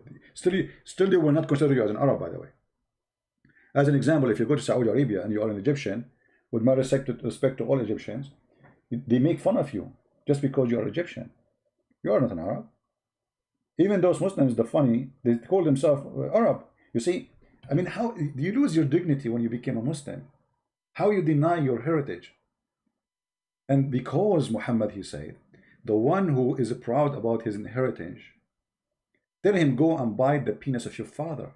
Imagine how filthy, scumbag this person is. Bite the penis of your father?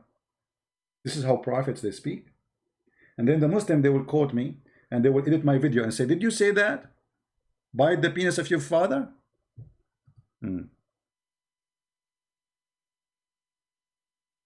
Oh, hold on. Let us see.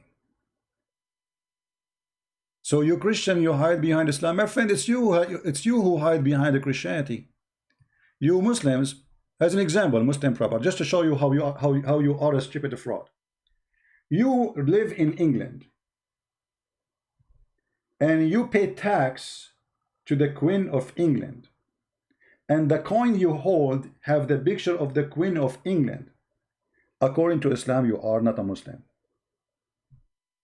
Your prophet, he says, Man ashara qawmin fahuwa minhum, arba'ina yawman fahuwa minhum. The one who lived with them for 40 days, he is one of them.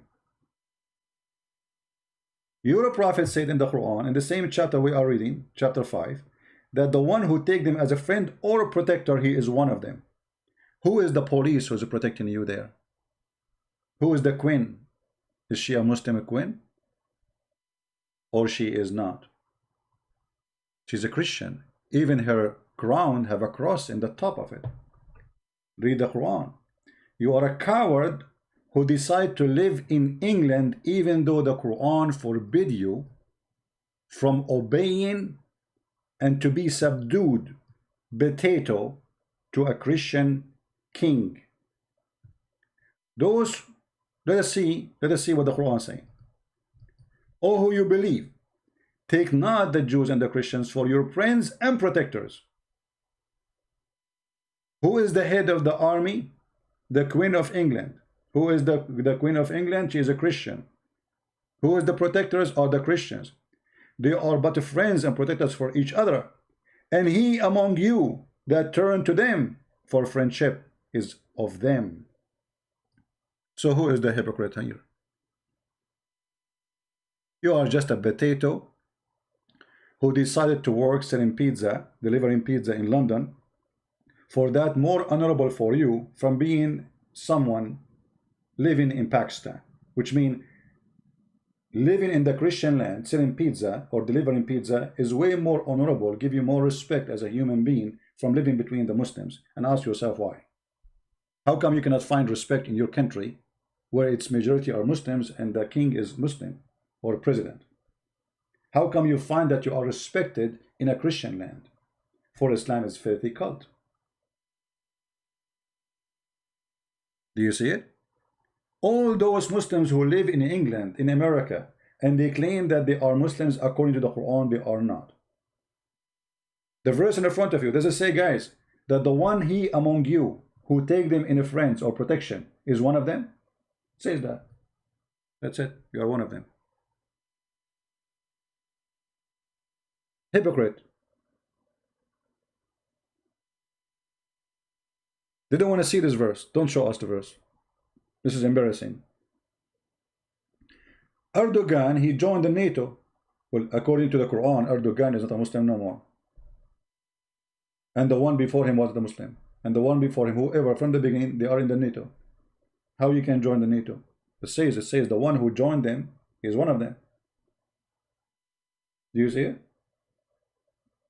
Qatar, they have the biggest base ever for USA Army in the Middle East.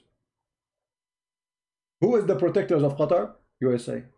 The Quran, the Prince of Qatar is a Muslim Brotherhood.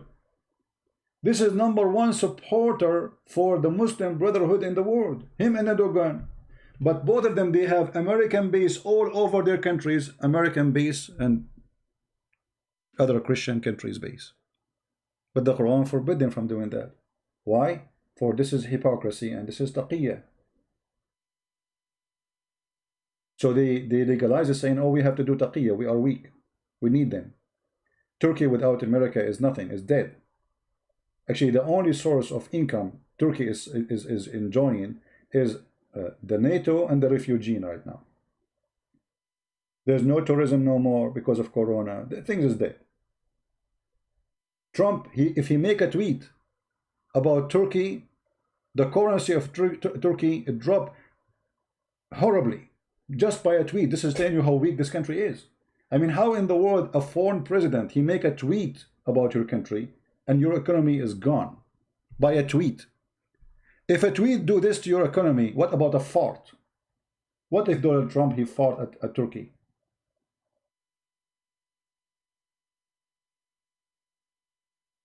And yet they are subdued to the NATO, subdued to the will of etc., the will of Donald Trump, the will of etc., and they live in England and they speak, we are Muslims. Alhamdulillah, brother, we are Muslim, brother. Alhamdulillah, you are not a Muslim, you are false. When the last time you practiced Sharia law? Never. When? Never. Never, never. Even in the Middle East, they don't practice Sharia law. Where? Even in Saudi Arabia, they don't practice it. I go to Saudi Arabia, I don't pay jizya. Do you dare to force me to pay jizya? Let us see. Try it.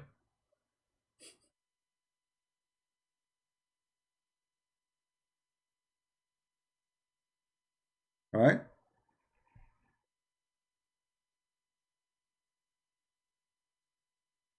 And you know, the second we start talking about the filthy Muhammad, they start talking about European occupying countries. What does this have to do with Jesus? Secondly, it's you Muslims who invite them to occupy countries, like what happened in Iraq. More than 80 mullahs came and kissed the shoes of George Bush. Please come, save us from Saddam Hussein. And the stupid George Bush, he went there, believing them. They get rid of Saddam Hussein, and now the Shia took over, and now they don't want them. They use you. The same as now, you know, all of them, they are the same. Who is the one who invade the American to this north of Syria? The Kurdish. But the Kurdish are Muslims. Who is the one who's asking, begging USA to go to Saudi Arabia? The king of Saudi Arabia. Is he a Jew? The Muslim, they say, is a Jew, actually. What about Emirat? What is the Muslims? You see, Islam is not exist no more. Go and see what's happening, my friend. Islam is a balloon. All what you need, a needle, you can get it for free from a Christian prince. You give it in the bum of Muhammad and the balloon, but be careful, it's full of fart. We turn off our Skype already.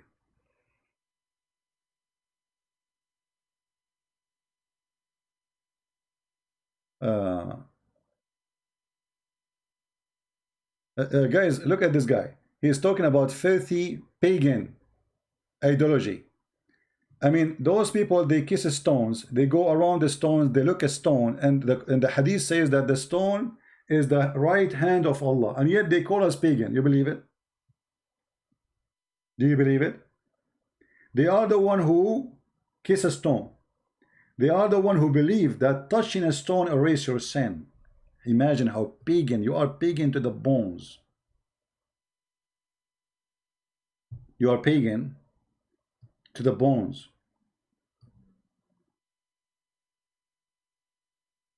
What kind of religion teaching you that touching stones erase your sin? Unless it is pagan. And yes, it is.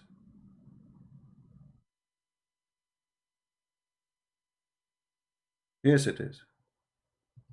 Let us go and see some of the pagan practice, as long as Abbas talking about pagan. Give me a second, please.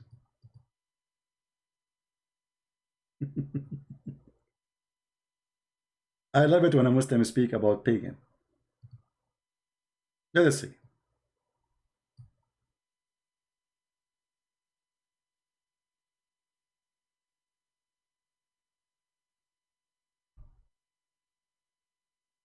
The Muslim, they practice tawaf around the Kaaba.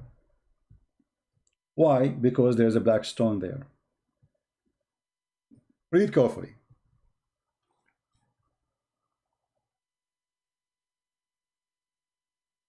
We used to worship stones, and when we found a better stone, then the first one, we would throw the first one and take the better one, the later one. But if we could not get a stone, then we would collect some earth soil and bring a sheep milk and mix it with it. And then what we do? We perform tawaf around it. This is exactly what you do. Tawaf is a pagan practice. Stone is a pagan practice. Kissing stones is a pagan practice. Exist before Islam, exist by Islam, exist with Muhammad, and Muhammad, he make it as part of Islam. Do you see it? And yet this idiot, he call us pagan. Who is the pagan? Why? Jesus says worship stones, kiss stones. Did Jesus kiss stones and says this stone erase your sin if you kiss it? Like Muhammad?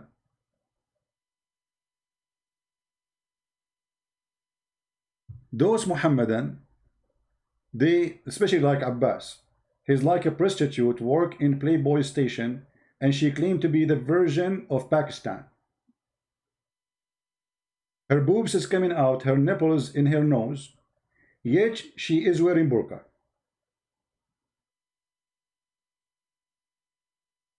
I'm just describing for you how I see their hypocrisy. Even the wife of the Prophet, she was accused to be a whore by the Muslims. The Muslims accuse Muhammad's wife to be a whore. The Muslims accuse Muhammad to steal underwear. Who? The Muslims.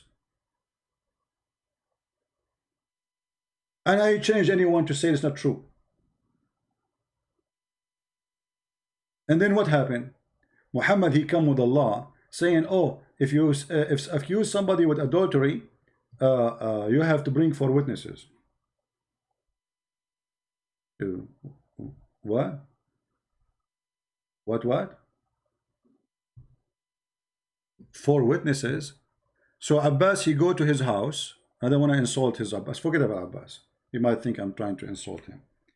Muhammad, he go to his room. He found his wife with a guy. He cannot go to the court and say, my wife, she is cheating. He need to bring 4 guys. And those 4 guys, they have to see the private part. Going in, excuse my language.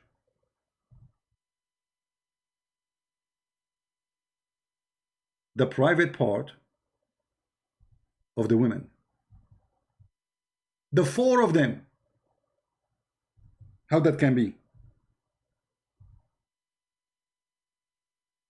How that can be? Have you ever heard of a stupid thing like this? We have to find 4 witnesses, and all of them, they have to see the private part. So if they are doing it and she is wearing her skirt, they will not see anything. The Arab man, he is wearing his dress, long dress, is going to be covered too. They will see nothing. So if you see, there's a story actually about a guy, he came and they found him having sex with the Muslim women, and even the witness, they describe that he saw her legs around her neck, making his head like a head of a donkey, like her feet. I mean, description is funny.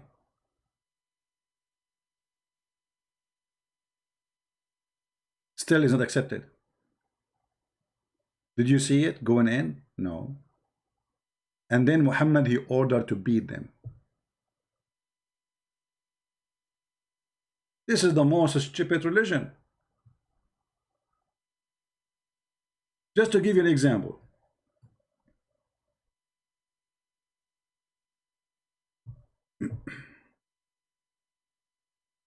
But let me first see if I can find this hadith here.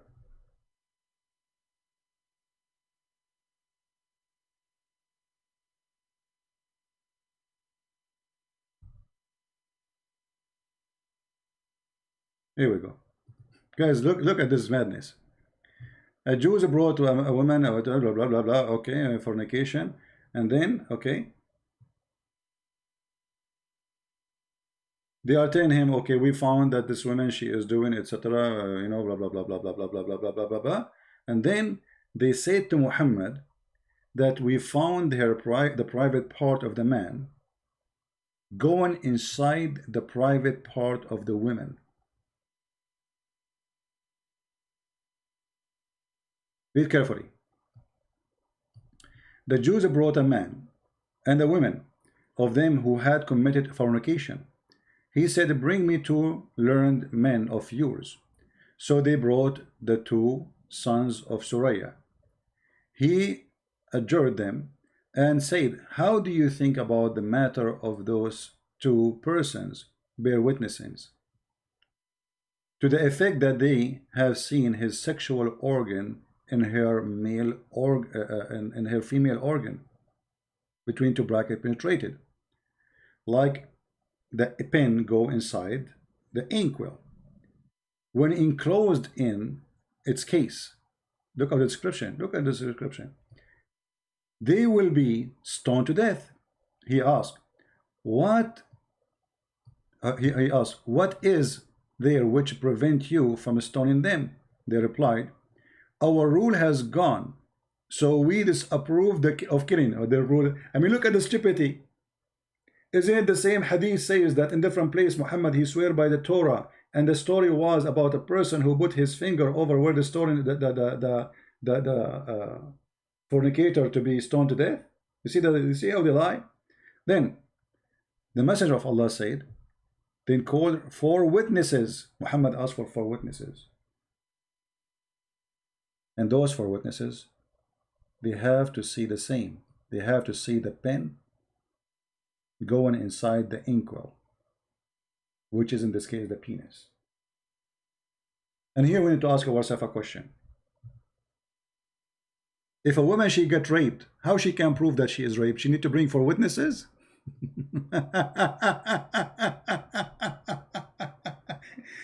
Not only it's impossible to bring 4 guys, and they have to see your wife, excuse my language, guys, forgive me please, her legs is wide, forget, I'm not going to say anymore.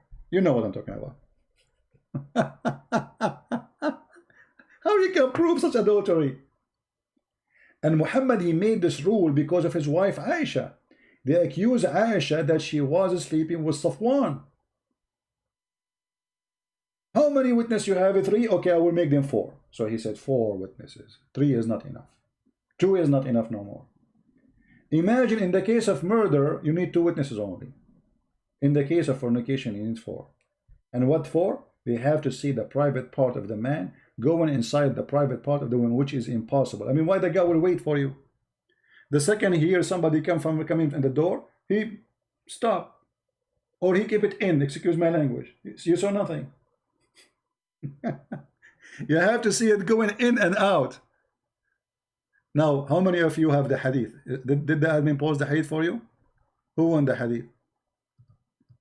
And this is sahih. They cannot say it's weak. Stupidity is amazing, as I say. This is why I say, If a fool like Muhammad can fool you, how fool are you? Again, guys, for those who just join us, if you are an Indonesian, don't forget. I was going to make this video 5 minutes, you guys. What you did to me? Just to announce that we have a book for free. You guys are something. So now the one who will download the video, please cut the video and make short part about the book only so people can download. All right? So those who just join us right now, we have our book for free in the Indonesian language. Now, sometimes I say Basha language, sometimes I say, is it Bahasa or Basha? I'm not sure. Bahasa? I'm not sure how they say the word. Bahasa? Is it Bahasa? I want to change it, make it Basha, man. Anyway, so if you are an Indonesian person, and my gift to you, we have already 2 books as a gift to you from a Christian Prince for free. You can click at the link down in the info of this video, and you can download immediately the book. This is not for sale, it's for free. It's a gift from me, so nobody is allowed to say it. If somebody said it, I will sue him. I will take him to court. Don't ever do that. It's for free. So please, if you are Indonesian, tell your family. It's a very important book. Now you have 2. If you really study those books carefully, Islam is not only is gone, Islam is destroyed. And I hope that those 2 books will make a revolution inside Indonesia, and Indonesian, which I love very much. I really appreciate them. Wonderful people. They will be saved. They told you something about Islam. The truth is in those books. And it's for free. What do you want more? How far we can go? How far we can go? How far we can give? And by the way, this is how we support ourselves, by those books. So when we give them for free, simply we are giving out our support. But don't worry, the Lord is our provider. There's many good people always, they support us and they give donation. So God is good, and maybe we lose in a place, but we will never lose there because we will win souls. So I'm not going to keep it longer. I want to say thank you all, guys, for being here. And again, I want to say thank you for the one who translated this book and other books. All the translators who translated my books, they did it voluntarily. Wonderful people. Wonderful people. Not even a penny to their pocket. The funny, actually, there's one translator. What happened, there's a guy, he's an atheist. He said to me, so how come your Lord Jesus is not providing you with a translator for that language? I was saying I wish to get a translator for, So he was making fun. I opened my email, and I mean the message I have in the form I have. I found somebody offering me to translate the book, and actually it was even from like I don't know, a few hours ago or a day before. I forgot. But isn't it amazing? The guy, he was making fun of me for saying, okay, how come your God is not listening to you? You want to translate the book. God is good, and the Lord, he sent us the good ones, and they do volunteer jobs, which is really beautiful. So I'm very thankful for them.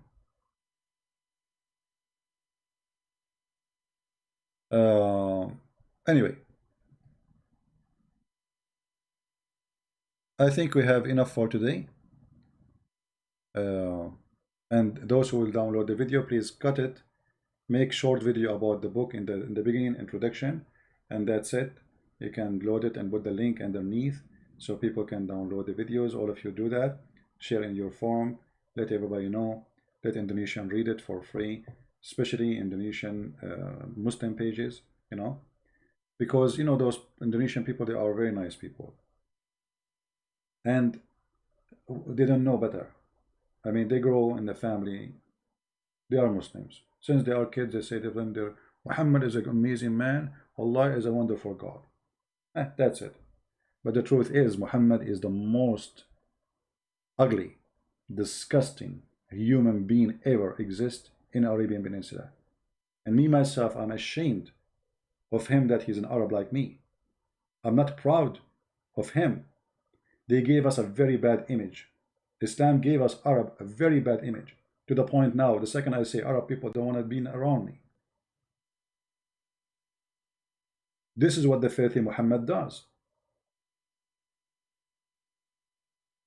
I go in the airport,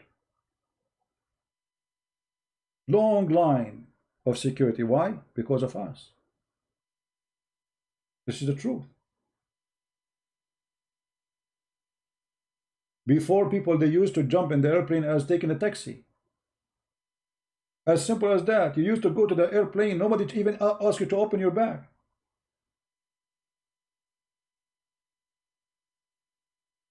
Because of Muhammad now, we spend billions of dollars for airport security, for police security. Just 3 days ago, 2 days ago, a guy from Libya, he shouted Allahu Akbar, start stabbing people in London. This is Islam. And the funny, the Muslim, they make themselves heroes defending the black African. The fact there's some African, they got stabbed between those people too. They don't care you're African or not. They stab whoever in the way. And then the second you say to them how this has happened, they say this is not Islam. Well, Muhammad did the same. Those Christians, they were laying down between them. There was atheists, there was a Christian, God knows who is there, laying down in the park in the sun. The devil came, start stabbing them. This is Muhammad. The Christian, and the Jews were laying down in Jerusalem. This is their park. This is their secure refuge camp. The devil Muhammad come to them in their home, invade their home, took their home. And then they claim to be victims. This is one of the things about Islam. Muhammad, he kill you. He is the kind who will kill you, and he will go in your funeral. And he will say the guy was a good guy, by the way. But you are the one who killed him, aren't you? So I want to say thank you guys for being here. May the Lord bless you. For the last time, please download the video before the link down. As you know, I don't keep my videos. For those who are asking me why my videos don't stay, I don't keep them. Subscribe to other channels where they download my videos. There's many of them. Depend on your language. If you are from Indonesia, there's many Indonesian channels. Download my videos. Always subscribe there, and you will be able always to be updated. I don't keep videos on my channel because of many reasons. But number one reason, I like people to download them, share them. So if one day we lose this channel, we lost nothing. Or we have them all over. Like now, the guy, he called me, he says, where we can find the answer for this story? So we said, okay, let's go and search in Google. And we find it in one of you downloading the video. This is how we can preserve it. Save them in your G drive, save them in your computer, save the videos in whatever you want. You can even make accounts which are not open in YouTube, which means nobody can see the videos, just to back up your videos, you know what I mean? You download the videos, you make an account, you load their 1,000 video, make them all private, nobody can see them except you. And one day, and make another account which is open. People can join, see, watch. So if one day you lose that account or you lose a video there, still you have it in your backup in the other one. All right? So may the Lord bless you all. I apologize, I have to go. I am just trying to fix and doing some repair in my my house. It's a very old house and need a lot of work, and we need to do some work. So I want to say Christ is Lord, and no better name than his name. Not heard of someone have an equal teaching to Christ, no matter how good he claimed to be. And there is a huge difference between, by the way, somebody speak good but he don't do what he say, and someone he speak wonderfully and he was wonderful. That is the Messiah. He never committed sin. He is clean from sin. And then they say to you, where Jesus says, I am God, worship me. The God of Muhammad is full of sin. is a false god, is a shaitan, is the devil. Muhammad himself, the Quran confirmed that he's a big time sinner. We have the Messiah. His name is amazing. His words is so beautiful. You do not need to have a PhD to be touched by his words. The Muslim, they bring you as someone, he have nice voice to recite the Quran, to fool you by the voice, not by the words. His voice, whatever he's saying, is going to look nice. Bring me, if you want to see how the Quran sound like, go and see Mimi Hijab reciting the Quran. You will vomit. You will vomit literally. This is why always when they want to recite the Quran to promote Islam, they bring somebody have a very nice voice. So when you hear the Quran, you say, ah, this is nice, wow, beautiful. It is the sound, my friend. Don't make them fool you. What about you read the context of what he's reading, what he's saying? It's disgusting, it's shameful, it's stupid, it's harmful, it's dangerous. It's like somebody making a CD, and his voice is nice, but everything there is the F word. And there's too many of them these days. Disgusting. People playing those songs in their cars with no shame. Because a human being mind became corrupt. And this is exactly Islam. They think this is nice. They think this is beautiful. And yet nobody understands even what this guy is saying. So thank you. May the Lord bless you. And until we see you soon again, Christ is Lord, Islam is false. And see you soon. Take care.